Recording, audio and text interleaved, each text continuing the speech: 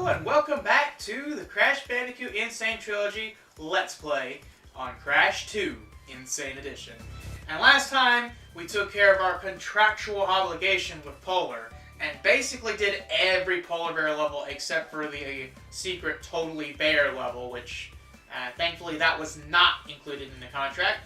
And in today's episode we are going to be finishing off very little left of Warp Room 3.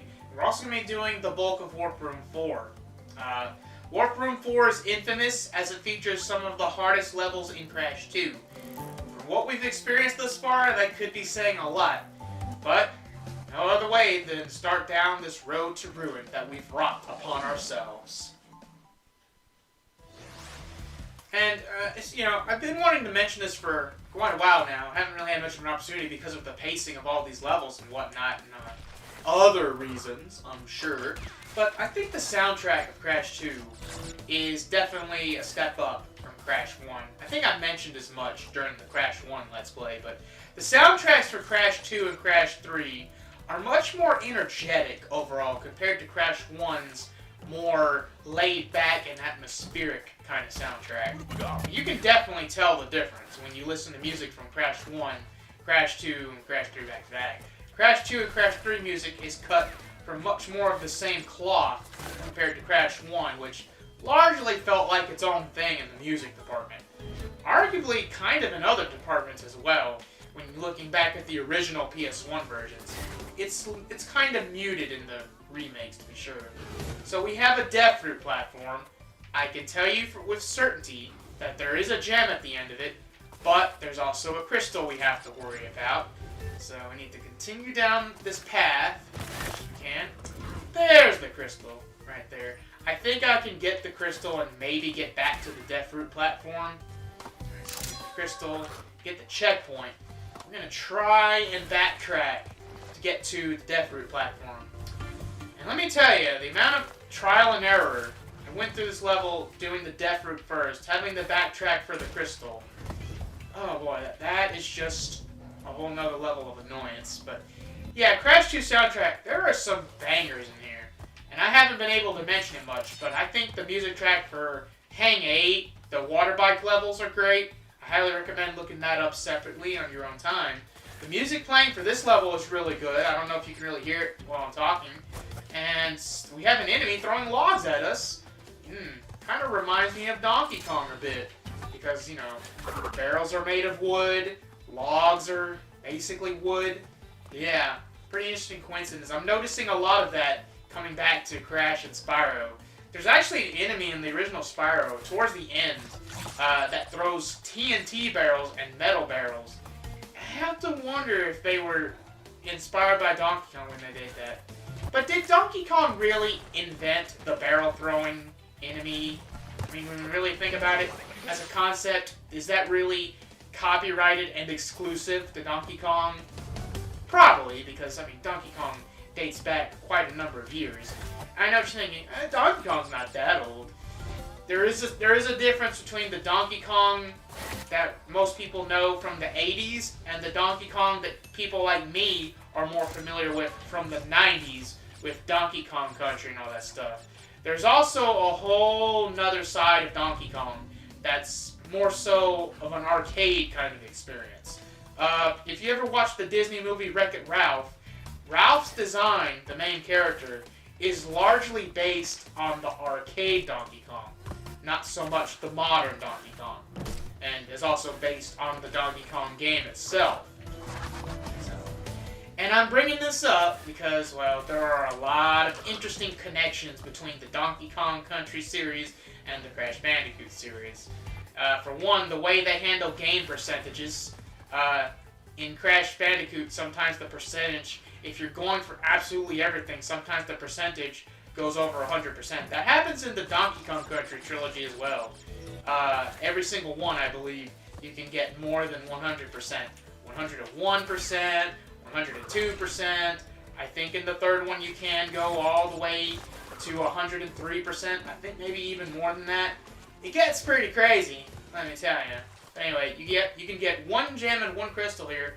Actually, I think this is the level where you need to do a secret route to get the first box gem anyway, so doing a minimal box run in that is pretty justified, honestly.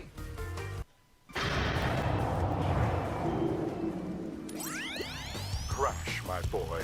You are more than halfway there. But I'm sure you've noticed that things are getting harder. The last 10 crystals will be the hardest to gather, and our enemies will be sending their strongest forces to thwart you. I'll contact you again when you have completed the next warp room. Well, that's going to be quite a while from now. So our next boss, Tiny Tiger, huh? Man, when I think of tigers, I think of some nice cereal. Frosted Flakes, man. Let me tell you, they're, great! So here comes Tiny Tiger making his grand debut here in Crash 2. Yep, people might be familiar with him from Crash 3 as well as Crash Team Racing. Yeah, Crash Team Racing, he has a rather infamous quote, "Tiny Smash Puny Cars!" And yeah, it kind of makes him one of the funnest characters to play as in Crash Team Racing. That and his vehicle class is objectively one of the better vehicle classes. That certainly doesn't hurt. But the name of the game with Tiny's boss fight is you need to jump on platforms. He's going to be following you and jumping on platforms the whole time, trying to squash Puny Crash, I guess you could say. So the whole time you're doing that, you really got to focus on your jumping. Be careful because sometimes he will do a diagonal jump to try and catch up to you. But you can also do a really long slide jump to jump over like 2 platforms, and Tiny doesn't know how to do that. Tiny isn't the brightest one. He's more brawn than brains, which is fine. I mean, we have Ripperoo for the brains, right? That's why he was doing all that studying up and whatnot, right? I have to assume that it was a change in the guard in the whole Cortex Brigade or whatever. By the way, I think Tiny's done. Be careful though. I want to make sure you're on a safe platform. Ah, nice little fake out there. Yeah, it's a different boss fight to be sure. Reminds me of the Ripperoo fight from Crash 1. This is a lot less boring though, admittingly. Alright, so Warp Room 4. No radio communicate. I guess he was serious about not coming back to communicate with you until you've cleared this Warp Room. This Warp Room. Holy Crash, man. Where do I start? We've got Hanging Out, the last sewer level, the hardest sewer level. Thankfully, there's only a crystal and a gem. I don't know how that happened. We have Digging It, which would be a really hard level if I was going for all of the gems and crystal in one go. But since this is a minimal box run, this level might actually be a good bit more tolerable. I'll have to wait and see on that one. Both of these levels right here have secret exits too. I'm going to mention that now in case I have to pass one of those up. I already had to pass one up in Air Crash, I believe. Oh boy. Cold Hard Crash. I think I'm going to try and save this level for last for this session. Man, Cold Hard Crash. This is another level where if you're trying to go for everything, you pretty much have to go for everything in one run, if I'm not mistaken. Oh man, it's tough. Thankfully, this is going to be the first time I'm going to do the level just for the crystal, so I think that's going to make for a wholly different experience. We have Ruination, which is another ruin level. I believe in this one you can get everything in one go. Not that it matters for the minimal box run. And last, and one of the easier levels, at least, is Behaving, which has the purple gem. Which, from where I'm looking at, kind of has more of a blue shade to it, which is kind of funny. Kind of makes things come full circle, I guess. But yeah, purple gem is there. I believe I am going to get that. I think I've showed off most of the color gems so far, except for the red gem, because that requires the secret exit and whatnot. You know, so, yeah, I believe what I'm going to do is I'm going to do these two and these two, and then we're going to save the big boy. No, wait, I just remembered. I'm actually going to do all 5 levels of Warp Room 4 in this session. But we're going to do Cold Hard Crash last. Alright, so the last sewer level we did Coco, so we're going to alternate and do Crash for Hanging Out. since there's only one crystal and one gem to worry about, and I'm not going to be able to get the gem because this is a minimal box run, I guess what I'm going to do is maybe I can get the crystal and get the secret exit in one go. I guess we're just going to have to wait and see. That's going to be what I'm shooting for, I would think. Yeah, this is the level where the enemies will keep coming from the front out of nowhere. So you need to be on your guard here, or the enemies will knock you up. Alright, got some fruit here. There's a lot of boxes in this level, apparently, even though there's only the one crystal, one gem. I don't think there's a death fruit. I think it's just a lot of boxes here. A lot of hanging grates. I guess that's why it's called hanging out, because you're going to be doing a lot of traversing on the hanging grates. Crash he moves through these grates pretty quickly, honestly. And it's not really that annoying to do. Honestly, I have nothing bad to say. That's another box for the count. One, not both, because again, Aku Aku masks, or Aku Aku, oh god. Oh god. No way around that, unfortunately. Do I count boxes if I didn't break them directly, but the TNT destroyed them? I guess it would make sense, because I didn't go out of my way to destroy the box. The TNT did. So I think that really only adds a few boxes to the count. And that, man. Oh, I can go past that box, thank God. Alright. The metal robot things are getting a lot more frisky as we get closer to the end of the level, get deeper into the level here. They start moving a little bit faster than Crash does, so you're going to have to take that into account when you're doing your movement. This is still the hardest sewer level, though, because all these robot enemies can really mess you up when you least expect it. There's also some weird jumps there. Man, there's a lot of boxes. You definitely got to steer clear of all of those, huh? Huh. Oh, actually, the crystal's right here. There's a checkpoint box, and I believe the secret exit is right here. So, yeah, let's just go and do that. And there shouldn't be any boxes here, so we should be good. Actually, I see a lot of extra lives I could use. Okay, so for this section only, it's worth noting you can hold down the slide button to have Crash pull his legs up to the grate. Coco can do this too, obviously, because Coco is basically just another skin for Crash. My depth perception there was really messing with me, so it might be messing with me for a little while actually.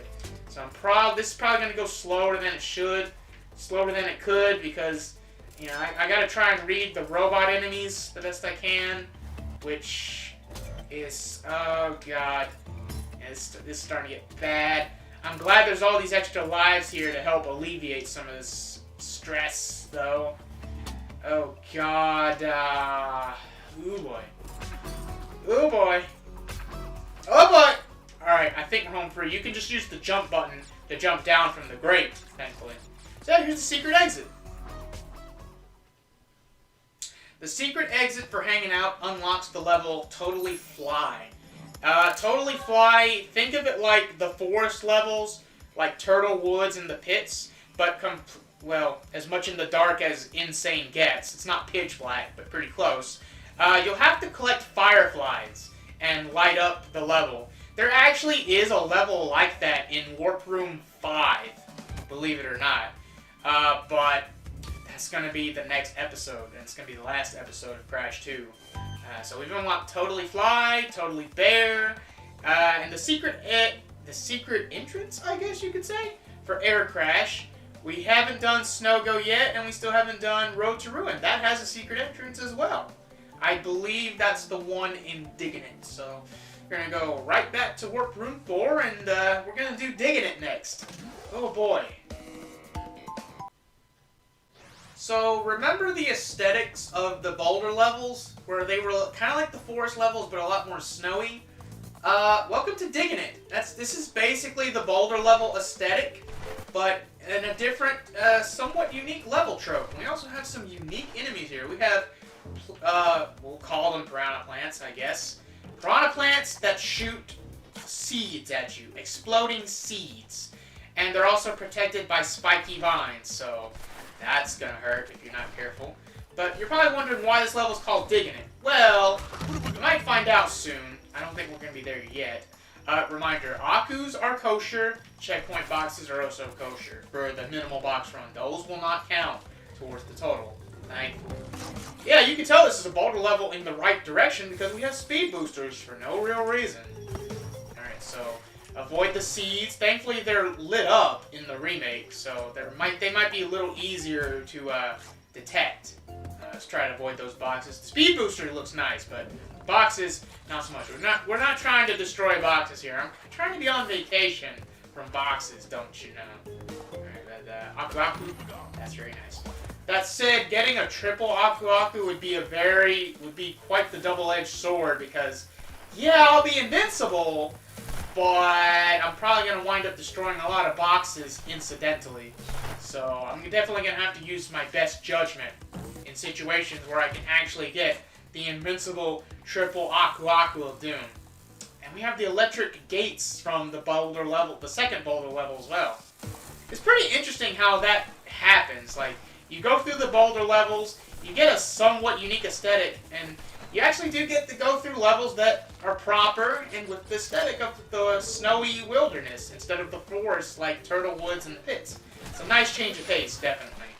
But while I'm not making it look hard, this level is a lot harder to do when you're going for everything. Okay, so there's a death route. There's a death route. I think there might be a gem on there, actually. I might have to take that path.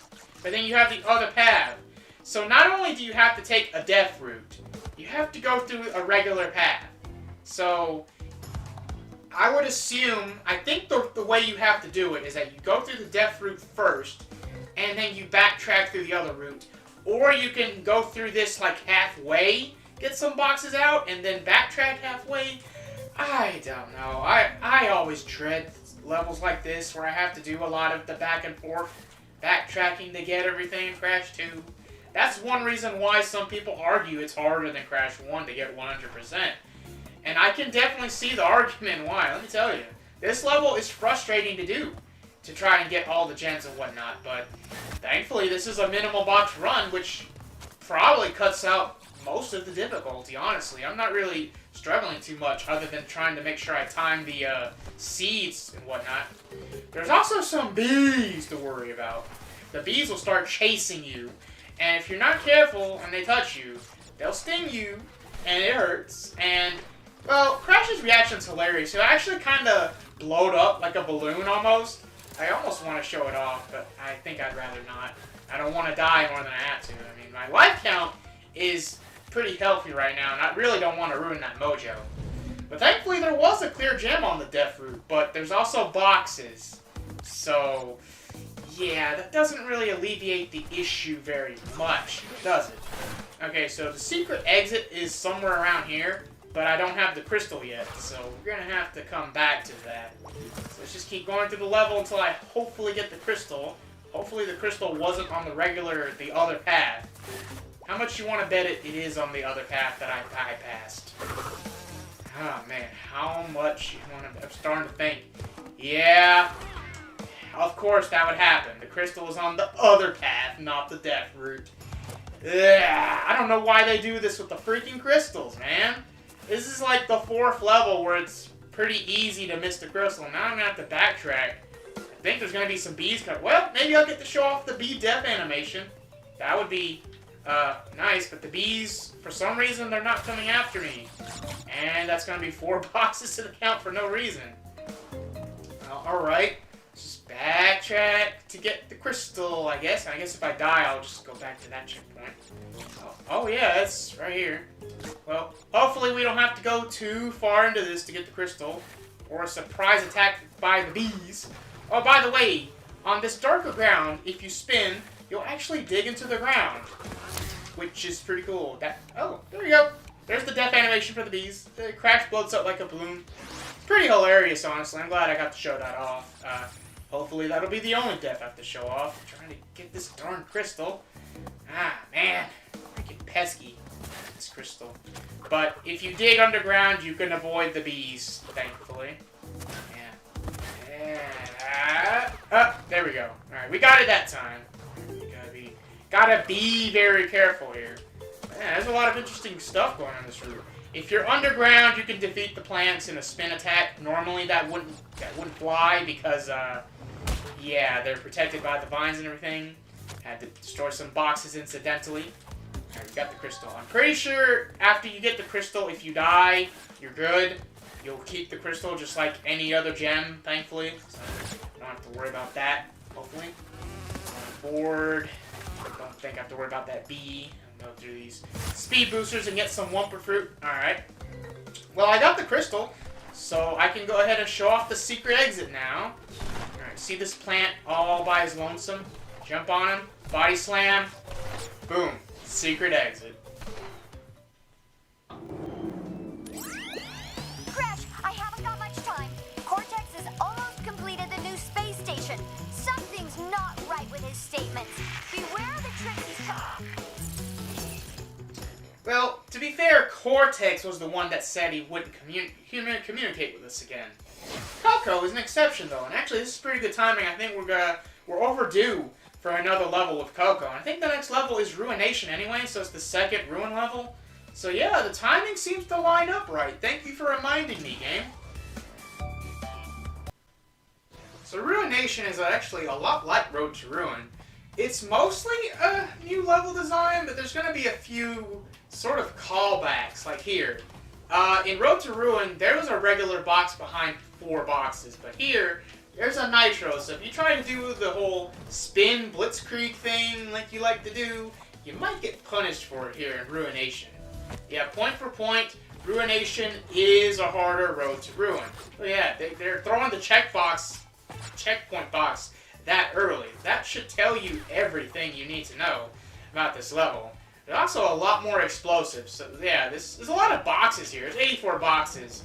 But with how many explosives there are, it's a bit inflated, honestly.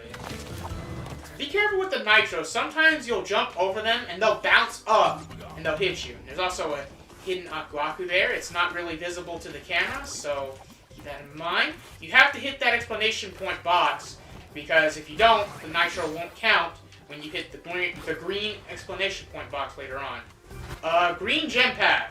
It should take us to a clear gem. I don't know. I'm kind of scared because I hope I don't take this and wind up missing the crystal again. Sort of like what happened in digging it, because that was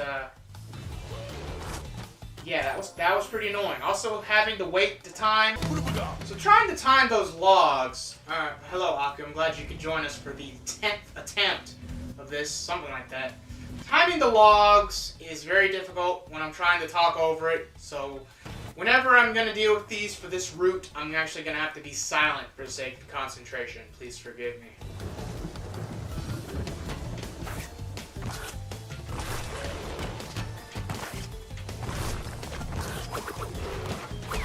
Alright, knocked out the first grunt. We got some Wumpa fruit to replenish our rations a little bit, because this section is really draining of lives. Man, this reminds me of like of Toxic Waste from Crash 1.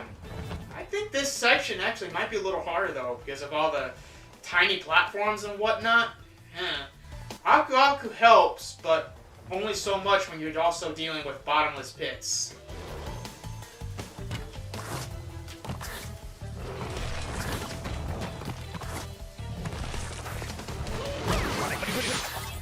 Wow, surprised how we defeated him by spinning the log back into him. I didn't know that was a thing.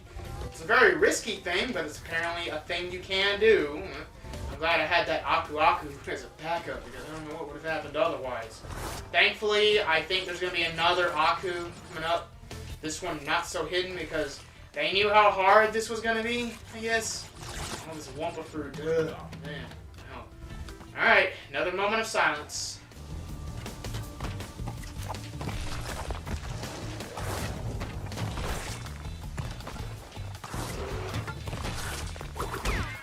Okay, that one was a bit of a close call. Get there, get in. There's the gem. Alright. The only thing that would make this worse is if I find out that the crystal... Oh my god, it's right there! Thank you! Holy Christ. I'm glad I don't have to go out of my way for the crystal. Good lord. Did that skip us a good bit ahead of the level, or is it just me? So there's the green exclamation mark box, but that is way too risky. I don't have to hit it. so I'm not gonna. Oh, it's very risky looking there. Come on!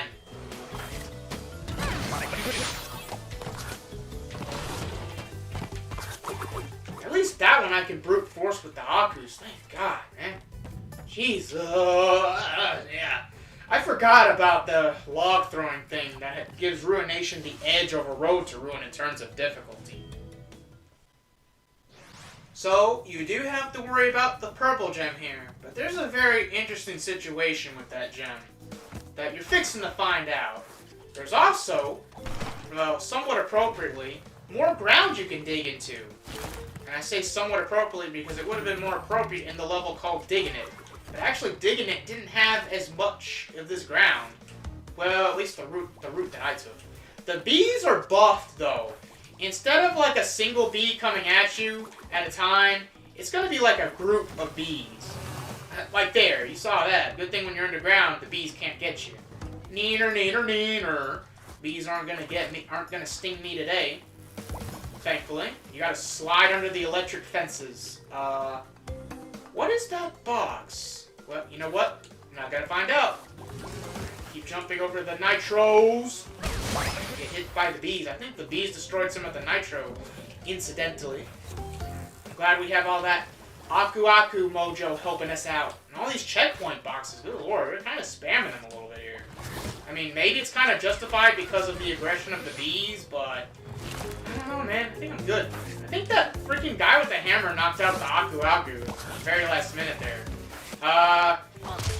Yeah, the hit detection there is really wonky, but if he hits you, it marks your grave, and he can hit you through the ground, as we see there.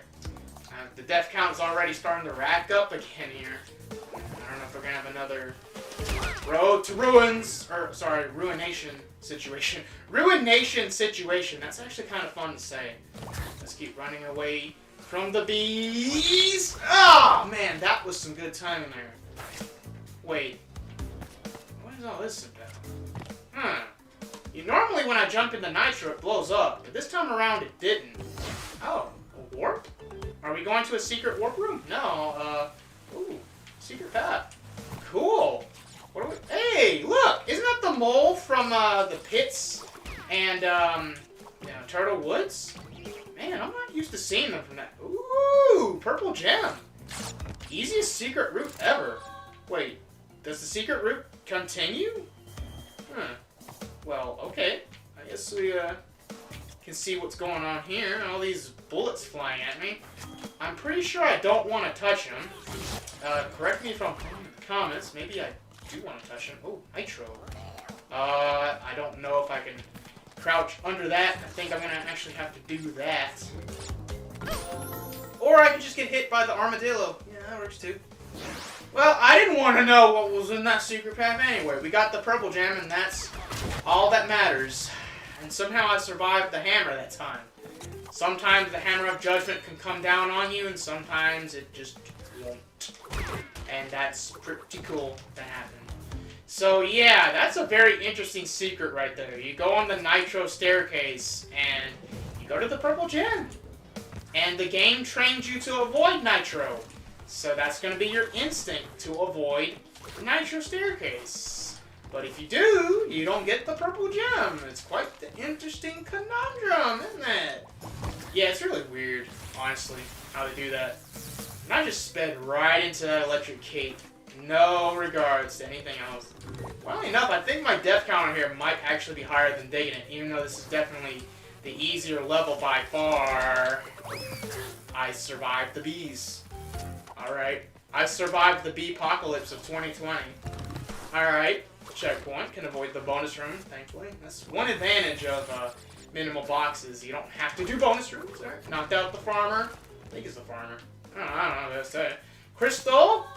The crystal and a purple gem. Appropriate colors on both ends. Really. Alright. Deal with that.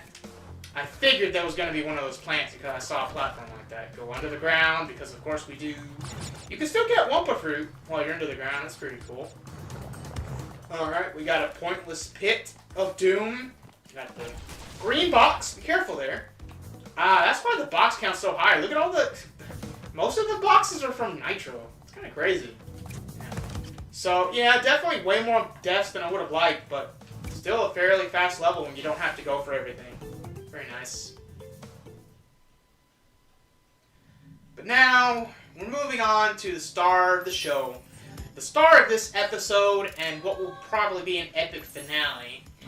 And, well, it's probably the most difficult level in the game if you're going for everything in one run. And that is definitely a very accurate observation, I would say. And, well, we played as Coco during the last snow level. We tried to Crash the first time, obviously, so we will alternate back to Crash. It's only fitting for Cold Hard Crash. The hardest level in the game, if you're going for everything, but since I'm doing a minimal box run, I'm only going for the crystal.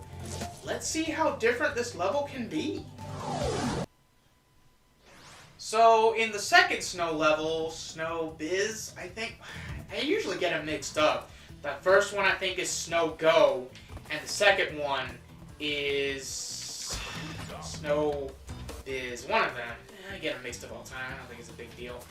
But the second snow level, whichever one that is, introduces the porcupine enemy.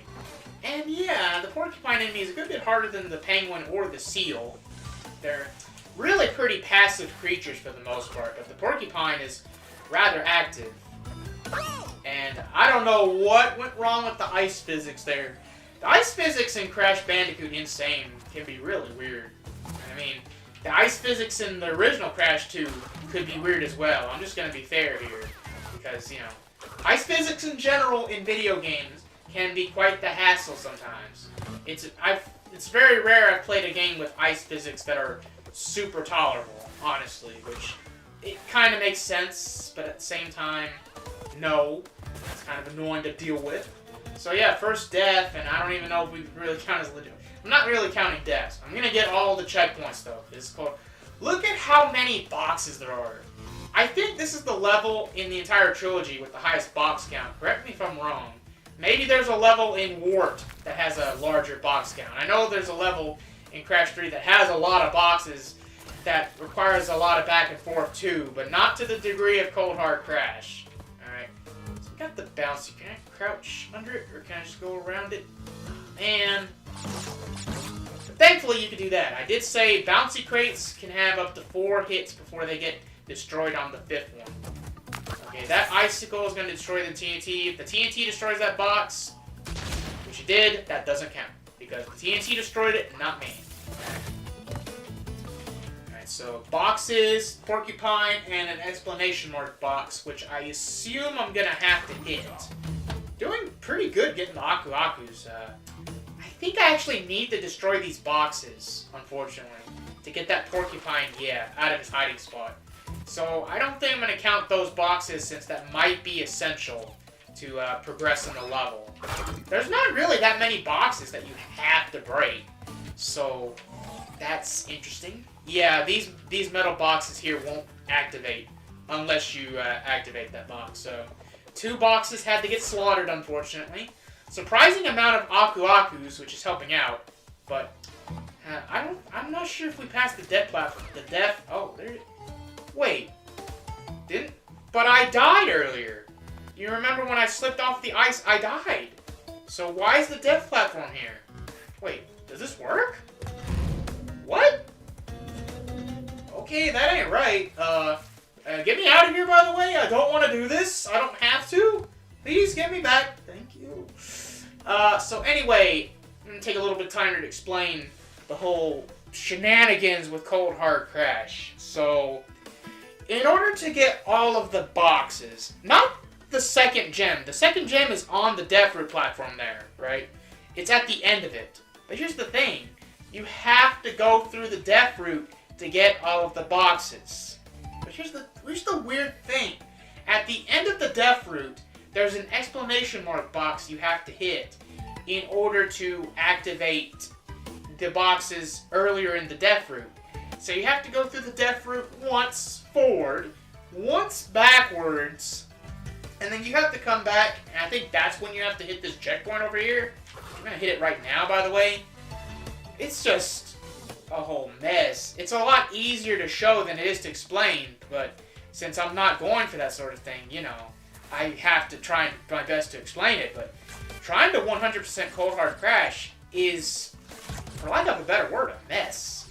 But thankfully, you can watch me suffer through all that in the speed play. But I figure I could at least try and explain it for the people that don't want to go out of their way to look that up. So, you know. Okay, so this is definitely going to be cheating. I'm just going to use this TNT to destroy those boxes, because I don't even know if I can jump over that. I guess I could have jumped on the bouncy box, but thankfully, with the loophole of if the TNT destroys the box, it doesn't count. Yeah, it's a pretty nice loophole. And if the TNT destroys the enemy, it doesn't count as me destroying the enemy either. Assuming this was a pacifist run, which thankfully I never said it was. That would make this a lot more annoying. Like having ice physics when you're dealing with Pillars of Doom. Actually, that section wasn't too bad. Here's another porcupine. Yeah, honestly, the main level of Cold Hard Crash is maybe only marginally harder than what we had to deal with in Snow Biz. I'm going to assume the second snow level is Snow Biz. Those 4 boxes apparently had to be destroyed too, so wow, Cold Hard Crash is really going hard on the boxes. It's making me have to destroy some boxes, so fitting that this would be the level to do it. Such a cruel, cold level, man. A bunch of these exclamation mark boxes, but I think those will just make other regular boxes show up. Yeah, those 4 boxes there. Wasn't gonna destroy them anyway, so jump over the nitro and kill the penguin, and the penguin's nice enough to destroy the nitro ahead of us. But that penguin took Aku, and I had to kill a box, so it's all a fair trade in the end. There's an extra life box there behind the nitro. Oh boy. Thing I don't have to worry about that sort of thing, even though I lost way too many lives between ruination and behaving. Alright, I'm gonna need a moment of silence for this part.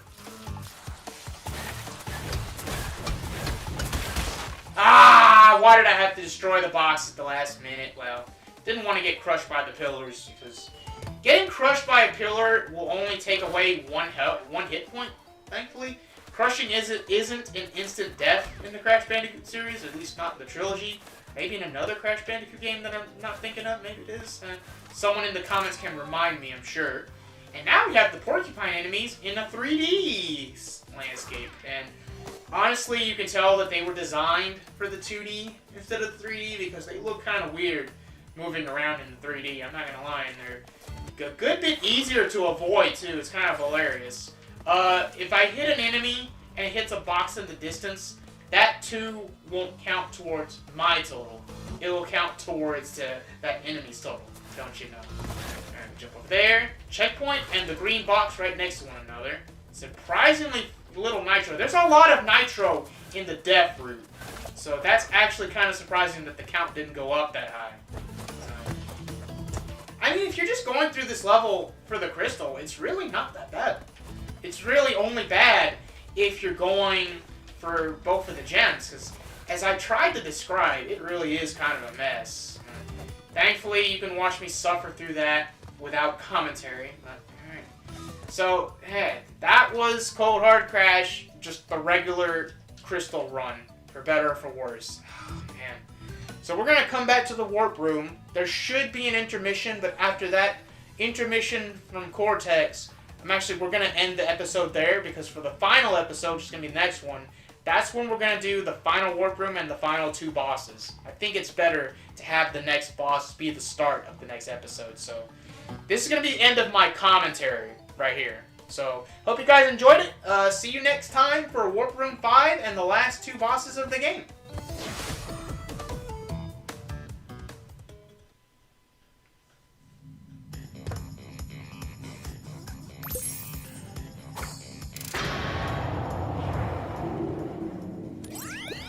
Crash, I have discovered that the opposition is being masterminded by Dr. Nitrous Brio, the inventor of the Evolvo Ray.